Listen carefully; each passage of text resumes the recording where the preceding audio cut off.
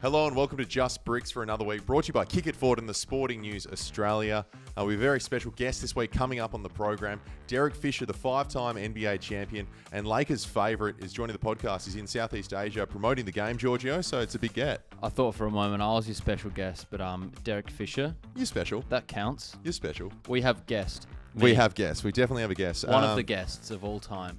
But the best part about it is, and I feel sorry for all the companies in the world right now, because there's a lot of people not really watching, not really doing much work, especially in Australia with the time that everything falls. It's NBA playoff time, especially the first round of the playoffs, where there's about 3 good games every single day. And if there's not 3 good games, there's about 1.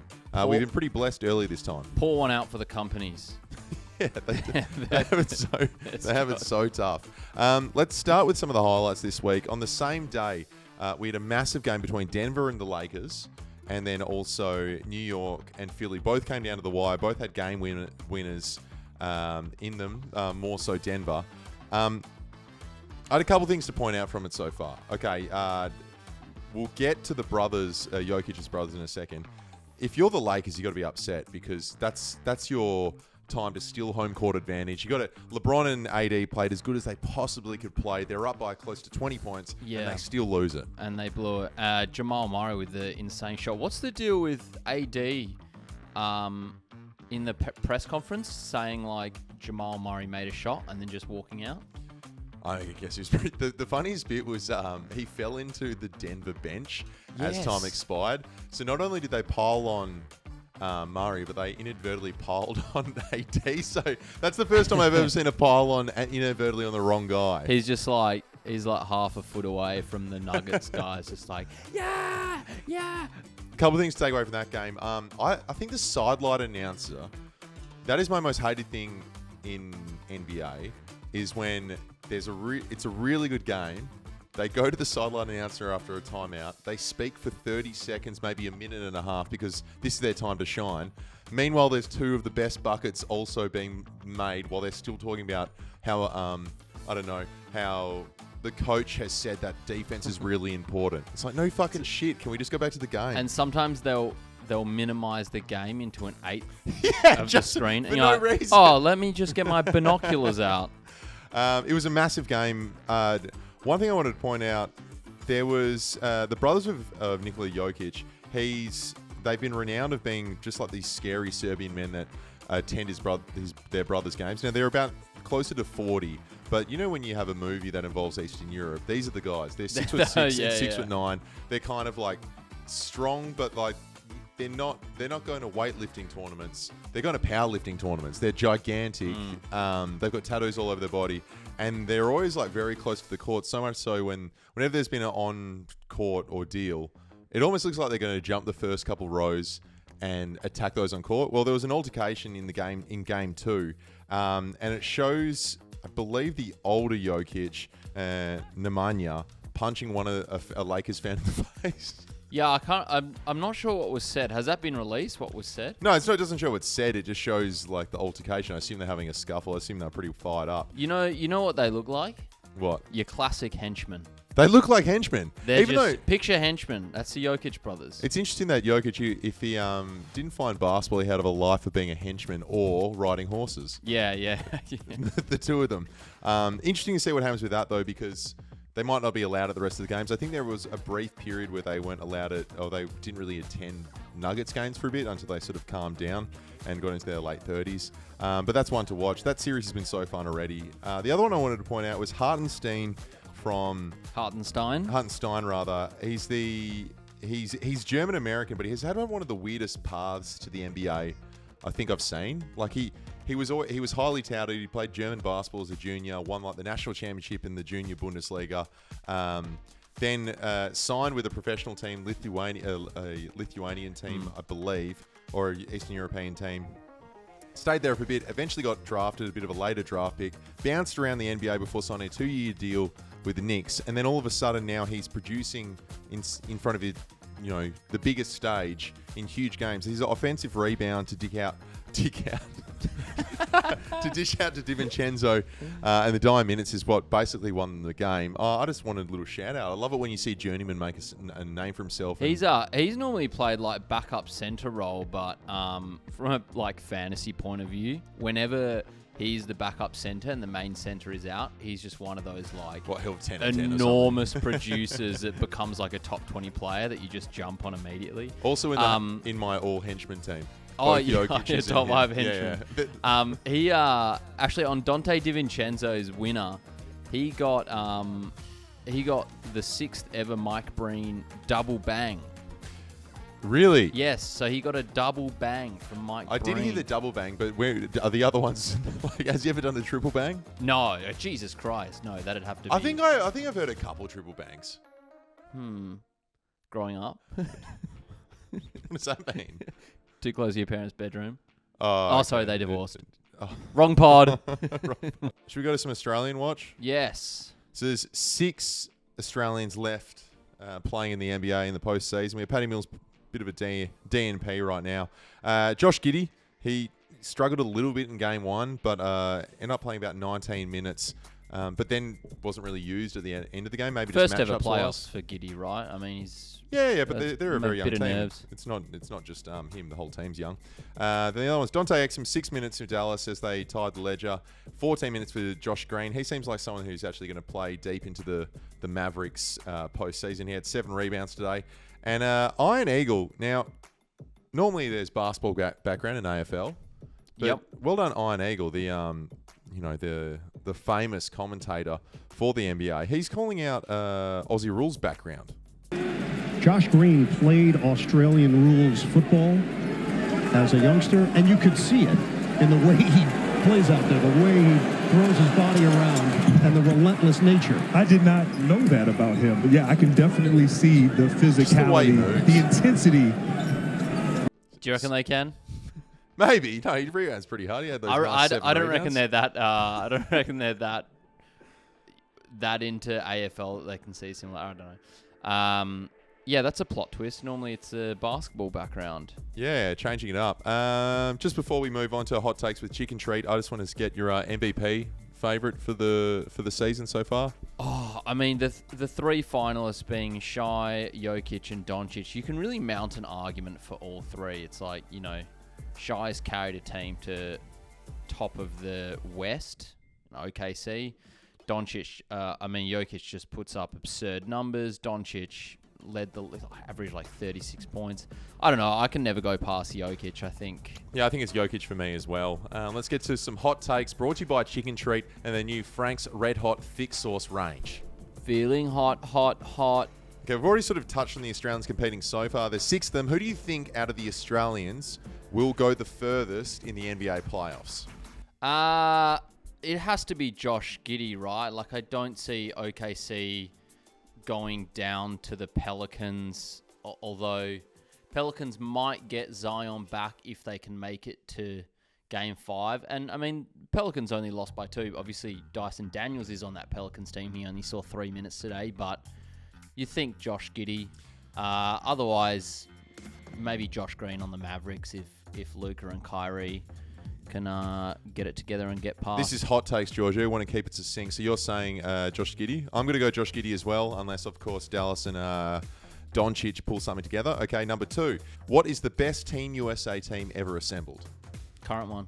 The current one. So you say that's better than 1992, the Dream Team, the original Dream Team, or even the Redeem Team? I do. Maybe Redeem Team. I think the 1992 team was good, but it was all like insane because it was the first ever like pro Olympic team, right?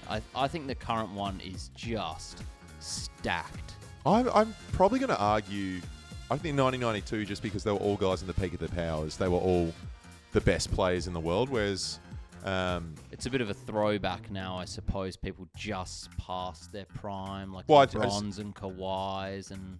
Well, I think like now there's a lot of guys like that, but there's also a lot more talent internationally. So there's less players to choose from in the NBA as a result. That's my opinion anyway. That's why it's a hot take, Georgia. Yep, okay. That's Frank's Red Hot Sauce. That makes sense. I'd like to hear it. Damian Lillard said he was happy to be back in the playoffs even though he got to go to Coachella for the last 2 years. Okay, that's great. Do you think Milwaukee are a chance to win the NBA championship? Yeah, well, what's Giannis' status at the moment? He had a calf injury today. It says he's out again today. He might be back for game 3. Yeah, I think Milwaukee's one of those teams that they get to the finals and they can win the whole thing with a healthy team. Especially, I mean, they've done it without Dame. Now they have Dame. Absolutely. I think they'd be top 3 or 4 for man. They can beat Boston? Yep. Okay, wow, that's a hot take. Well, Boston choke every finals, don't they? Recently they've been choking a fair bit, but no, thanks for stepping in. Remember to go to Chicken Treat, check out their Frank's Red Hot Thick Sauce range. But now we've got a very special interview with Derek Fisher. Do you remember Derek Fisher? Was he one of your favourites growing up or anything like that? No, I started following NBA about 5 years ago. Well, for those that don't know, he's been a part of some amazing championships with the Lakers, and he was always accompanying Kobe across those 5 championships. But he had some major shots. One against Orlando in the second run of championships, and one against the Spurs. 2 super clutch shots. They're always compared with like Robert Horry. These guys that hit big shots. Did he get any Mike Breen bangs? I think he got some retrospective bangs. Yeah. Oh, okay. He got some bangs, all right. Make sure you review the podcast and listen on Monday for another Kick It Forward podcast, and have a great Anzac Day long weekend. Welcome, 5-time NBA champion, the second most playoff wins in NBA history. Fun fact there. And he's played alongside some of the game's absolute greats. Derek Fisher, thank you for joining the podcast. No, thank you for having me, man. Appreciate it. Where do I find you right now? Where in the world are you calling in from? I am in Seoul, Korea at the moment. It's my first time here on an NBA Asia tour and having a great time, man. It's raining today a little bit, but so far everything's been great. Oh, unreal. There's a really good South Korean that plays for the team Illawarra in the Australian Basketball League. But what have you made of the basketball in Korea and Southeast Asia?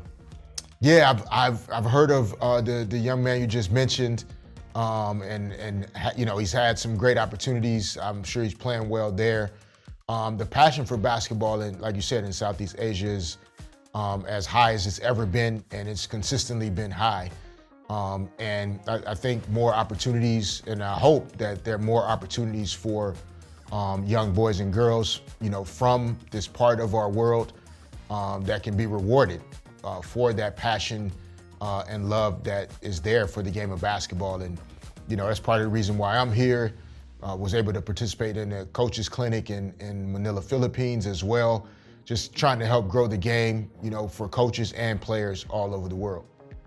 Just on international basketball, right now we're seeing more top-tier international NBA players than ever before. You could argue the top 5 players in the NBA right now are international players, including Joel Embiid from Africa, and then multiple players from Europe. What do you think the reasoning behind the rise of the international basketballer is in the NBA? And is there any part of that is a regression on the USA to develop talent? Or is it entirely on international programs improving since, say, the mid-2000s? No, I think it's a great question. There are people smarter than me that probably have the more accurate answers, I guess, per se. I personally don't necessarily believe that the game has regressed specifically. Yes, the game is taught differently. If you grow up in LA compared to Seoul, you're being taught the game differently, of course. But I also believe the growth of basketball around the world is the most significant contributor to why there are more top players in the NBA that are finding success. You think about the NBA in terms of basketball was an American sport for the most part until the Dream Team in 1992 in Barcelona. And that kind of changed the way the world consumed basketball. And so, you know, literally for the last 30 years, the world has been on a chase to be just as good as everybody else. And I don't think there's anything wrong with that at all. And so while we would say today the top 5 players in the league to some degree are internationally born players, I don't think that means basketball in the United States is forever doomed and it has regressed. I just think we have to give more credit to the growth around the world and view it as a positive thing as opposed to a right or wrong thing. As a former player and seeing this rise of the international player, is there an ego attached to being the dominant country in the NBA like the US? Do you think US players have an ego attached to being the number one? And what do you think the reaction from players is seeing this rise of international basketball being more and more prevalent in their league? Yeah, no, it's, me being, I'm coaching in high school. I'm not in every, NBA conversation that is happening. From what I can gather, I think there's a tremendous amount of respect for any player from anywhere as long as he can play. I honestly think that, American-born players that are playing at the highest levels in the NBA, those guys want to win. I don't think they're concerned over where their teammate is from necessarily and viewing that as their ego is being infringed upon or negatively impacted because a player is coming in and wants to be great as well. My experience has always been great players actually enjoy and embrace being around other players that want to be great. And whether they're from Africa or Australia, as long as they want to be great and they want to win and they're willing to put in the hours and the time and the work, then we're going to get along just fine. And I think that's how most, American players are today as well, from my perspective. You started your coaching career with the Knicks and then eventually with the LA Sparks. You're now coaching your sons, is that correct? So I guess your question is, what's it like coaching your sons? And also, where is your head currently at as far as your future in professional coaching? Yeah, I mean, it's been a joy to, have the opportunity to coach, my sons this past year in high school, really trying to provide every opportunity I have to not just my sons, but, just young guys in this generation of American high school basketball, just information and knowledge that I gained and gathered from my playing career and coaching professionals and trying to offer it to them as much as possible, while trying to also make sure that we don't kill each other at the dinner table, as far as my sons and I. But it was really enjoyable. I'm looking forward to moving, into my second year there. My oldest son is graduating high school, so it'll be two guys. Two of my sons will still be there on the team, and I'm excited. I'm thankful. As far as coaching, moving forward in the future, I just want to continue to learn and grow as a coach. I think I've always viewed, even when I played, but in particular as a coach, just having a growth mindset and wherever there are opportunities to continue to grow and learn information and be around the best, learn from the best. That's the way I'm looking at coaching now. And so right now I'm coaching high school basketball. I'll allow time, God, the universe, to kind of let that figure out what I'll be doing next. I know I love the game. I love coaching and teaching. And so if there are opportunities at the professional level to do so, those are things that I'll look forward to at that time. When you look back at the baptism by fire of the start of your coaching career now, and the way you had to jump from being a player straight to a coach, it's just somewhat unfathomable for me, even though it's the same field of basketball, to go from a completely different job, a point guard, a player, to a head coach in a city like New York, which is under the microscope in such a big way. What would you do differently, you think, now, whether that's not necessarily just on-court X's and O's, but off-court as well, and how you interact with everyone? How would you go about it differently, if at all?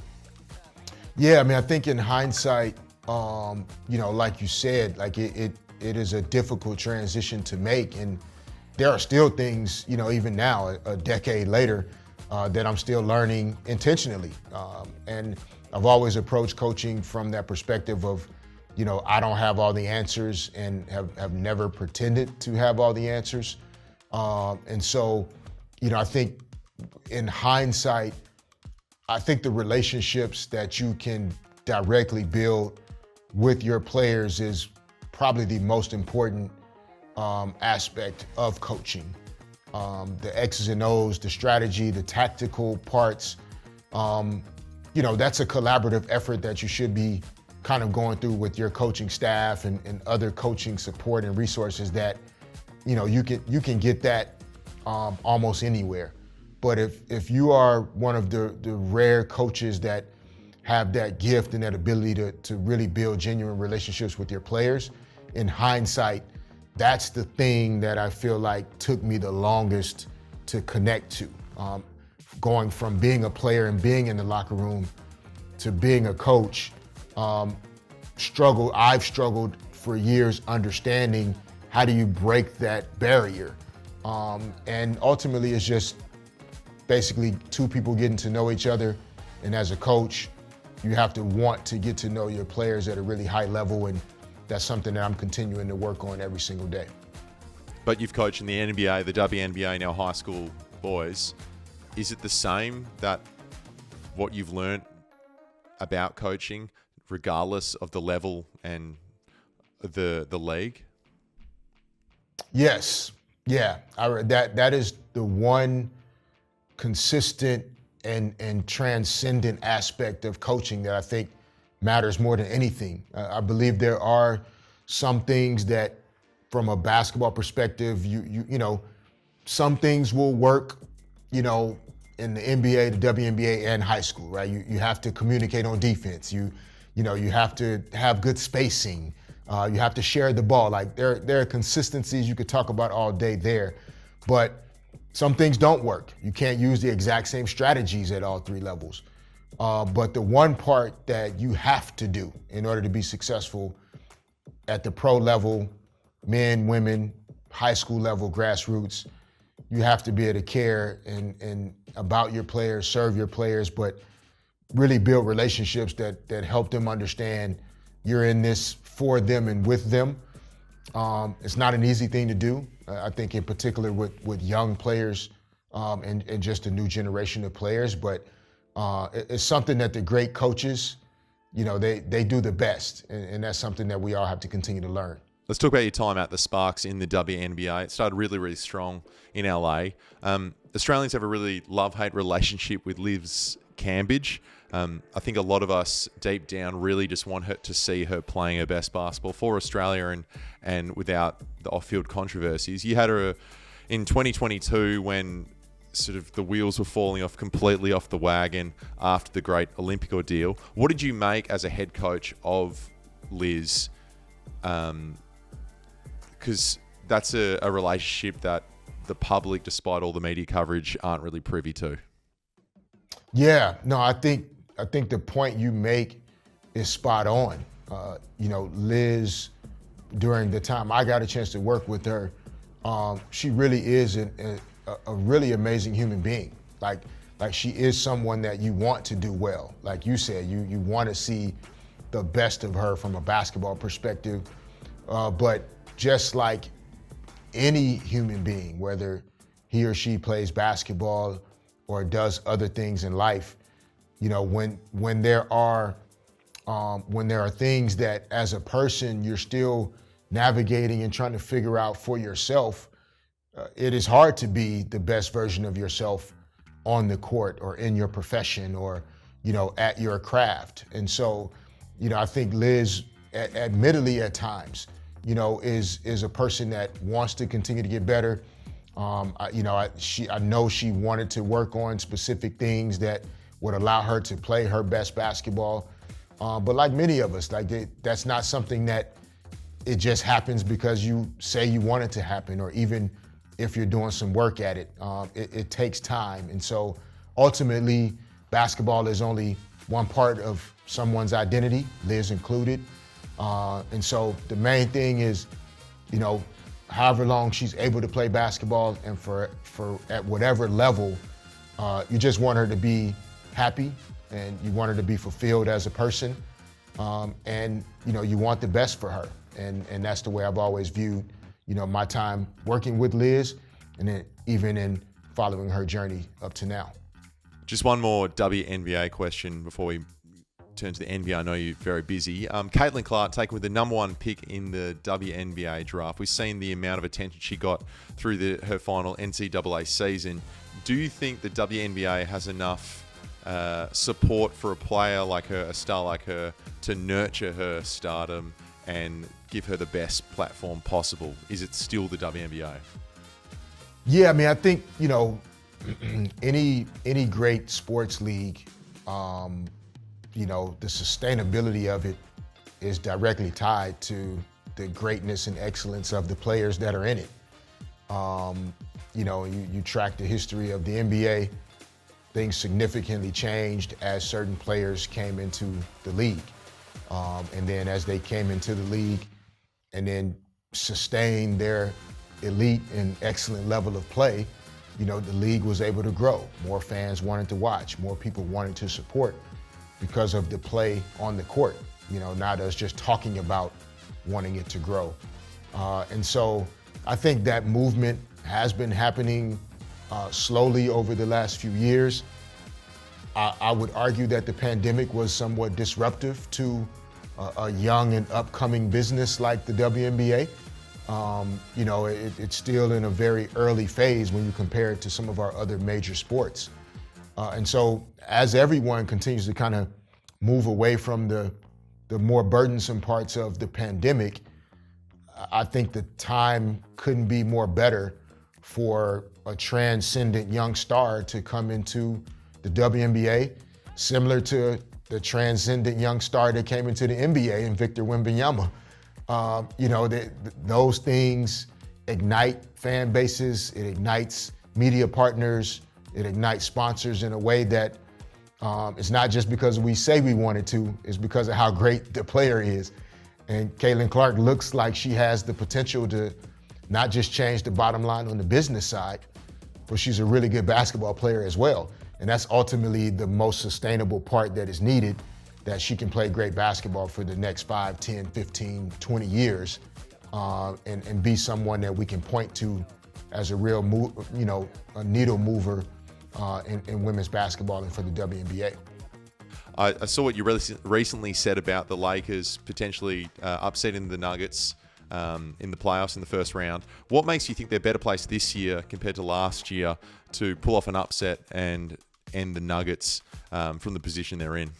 Yeah, I think the Lakers, I think Anthony Davis is who comes to mind in terms of, matching up against Nikola Jokic and not really necessarily, stopping him with the terms that we often use with, disrupting players' success. But Anthony Davis has had an elite defensive season. And I think that is something that, will prove to be difficult for the Nuggets to figure out, is Anthony Davis's presence on the defensive end. So that's what comes to mind first, is that I think AD's playing defense at a higher level than he was a year ago. 2, I think the Lakers are shooting the ball at a higher level than they were a season ago. Really struggled to shoot the 3 consistently throughout the regular season, and for sure in that series against the Nuggets, there was not enough perimeter 3-point shooting that D'Angelo, Austin Reeves, some of the other perimeter guys were able to offer. And I think that's something that is going to be different this year. I think D'Angelo, Austin, Rui Hachimura, those guys are shooting the ball well and have shot the ball well all season. I think that's something they can carry into the postseason. With the Nuggets, I don't think they got worse necessarily. Jokic probably will be the MVP again, based on most people's votes. Jamal Murray had a great year. He got a chance to kind of get some rest and get himself healthy as the regular season wound down. But the Nuggets kind of had a sneaky depth last year that I'm not sure is still there. Jeff Green, Bruce Brown. Those were guys that contributed significantly to the Denver Nuggets playoff and championship run last year. Those guys aren't there now, so puts more emphasis on Christian Brown and Peyton Watson and Reggie Jackson and some of the guys that weren't heavy contributors in the postseason last year per se. And that's where I think the Lakers specifically could maybe take advantage of the Nuggets in terms of that lack of depth. But we'll see. Can't wait for the series to start. Josh Giddey, probably our strongest Australian postseason player. He's been a huge part of the Oklahoma City Thunder, a team that you were a part of during their other bright period with Kevin Durant, some future Hall of Famers, Russell Westbrook. Do you believe this team has similarities to that former Thunder side in the fact they were just prior or on the cusp of heading to to do something potentially in the postseason? And is there any chance this Thunder side could do something earlier than anticipated, much like that team? And what do you think Josh Giddey's role will be? Yeah, I mean, you know, the similarities, I guess, when you think about Chet and Holmgren and Shai Gilgeous-Alexander and then Josh Giddey, like those three guys kind of being foundational players and then surrounded by just, you know, quality young role guys that, you know, they seem to have a good way about them as a team. People seem to be comfortable with their roles. They aren't kind of battling each other and trying to figure out who they are. They seem to have a good sense of who they are. And Josh Giddey deserves a lot of credit for that. I think he's done a good job of kind of balancing his game out. And, you know, there are nights where he scores a little bit more, but, you know, he's kind of on triple-double watch most nights where it's, you know, 14, 15 points, 9 or 10 assists, 7, 8, 9 rebounds. And those are good leadership qualities that are needed, you know, with championship caliber teams. There's not a ton of postseason experience, you know, mixed into that group. I think that's the one challenge that they could face is when you're trying to win 4 playoff series.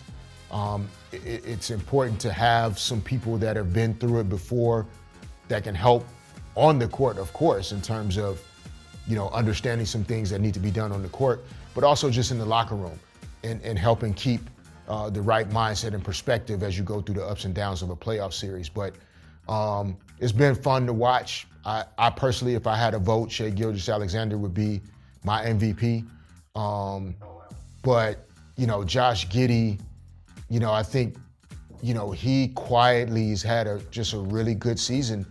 And I think the Thunder have as good a chance, you know, as anybody to, you know, try to challenge the Nuggets. I mean, if they face off, OKC will have home court advantage. And that's kind of the one kryptonite that you might be able to use against the Nuggets if you can, you know, if you can kind of get at them outside of Denver and take away some of that home court advantage. Guys like yourself, Robert Horry, Steve Kerr, players from that era that were always so ready when they came on court to hit huge shots. Have you ever come together, whether it was over a beer or something, and discussed the similarities between you two and you three and your playing styles, particularly you and Horry? Whether that's preparation or mindset or anything at all, because it's such a unique skill set, but surely it can't be a coincidence that certain people have come together and had these similar playing moments throughout their career where they could just be ready to make huge impacts. Have you ever discussed it whatsoever? Because I'd be interested to know. Yeah, no, I mean, Robert and I do get to talk often because we both live in the Los Angeles area. You know, our sons were playing high school basketball against each other this year. So, you know, we've spoken a lot, but not specifically along this lane. I think you might be onto something. I think Robert and I, Steve, you know, we should start a podcast. You can host it, and we can have these conversations all over the world about you know how special you have to be. I mean, you know, I think for me, what comes to mind is, like you said, that era of guys and what our experiences were before those moments. You know, we came up at a time where there was a little bit less expectation and entitlement to be in those positions, right? Like we weren't in high school assuming that we would be the top pick in the NBA draft. Whereas as the game has grown, there are more young people around the world that see themselves being in these positions. And so we approached every basketball moment as though we have to execute at a high level in order to prove that we belong here. If we don't do our jobs well, we may not be here next year. And so there was a level of readiness and professionalism that was absolutely required from us in order for us to even have a chance to be on the court. And so in those clutch moments, I think in those clutch moments, it wasn't that we necessarily were doing something supernatural or that other people aren't capable of. I think we were just being consistently who we are. And that's what allows us to kind of just be calm and execute in that moment, because we aren't trying to be something that we already don't exist to be every single day. And that's ready, focused, dedicated, committed, and that's how you execute in the biggest moments.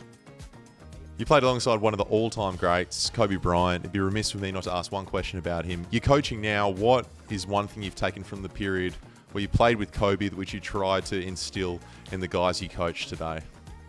Yeah, I mean, the number one thing that I try to offer young players today that I thought, Kobe embodied the most is he was always willing to learn and grow and get better. I think many players, they want to go put some shots up, they want to go to the gym, but Kobe was relentless in his learning of the game and his growth in the game and being a student of the game. Never approached the conversation from as though he already knew the answer. And that made him coachable even though he was great. It made him a great teammate even though he was individually great. And so I just try to kind of offer that to young players all the time. Like, don't ever assume that, you know what's supposed to be happening. Like, it's not your coach's responsibility to, give you the answers to something. You have to be curious. You have to go and ask. You have to do the work. It's your career. It's your journey. It's your legacy. And I think Kobe really embodied those things in a tremendous way. Derek, I could speak to you for 10 hours. Thank you so much for your time coming on today. I know you've got a lot of these to do today. Thank you, So brother. really appreciate you making the time. Cheers, Derek. I appreciate it, man. Take care.